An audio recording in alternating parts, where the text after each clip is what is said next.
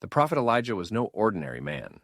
He confronted kings, called down fire from heaven, and prayed so fervently that the rain stopped for 3.5 years. But one of the most surprising moments in his life is tucked away at the end of 1 Kings 18, a time when he outran a royal chariot in the middle of a storm. Israel was in a severe drought, a judgment from God, because King Ahab and Queen Jezebel had led the nation into Baal worship. After the dramatic showdown on Mount Carmel, where God answered Elijah's prayer with fire, the prophets of Baal were defeated. The people fell on their faces, declaring, "The Lord, He is God." Elijah then told Ahab to eat and drink, because heavy rain was coming. While the king feasted, Elijah went up to the top of Mount Carmel and prayed for rain. He sent his servant to look toward the sea 7 times. On the 7th time, the servant saw a small cloud the size of a man's hand rising from the sea. Elijah knew God was about to end the drought. He sent word to Ahab, "Prepare your chariot and go down before the rain stops you." Soon the sky grew black with clouds, the wind rose, and a heavy rain began to fall. Then came the miracle.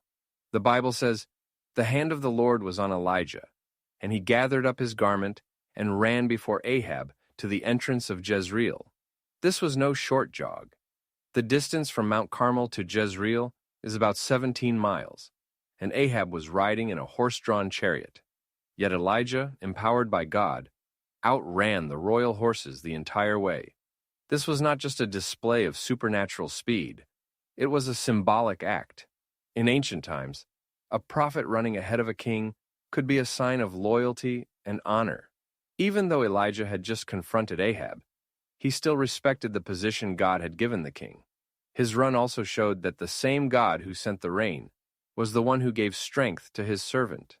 The story reminds us that when the hand of the Lord is on someone, they can do things that are far beyond their natural ability.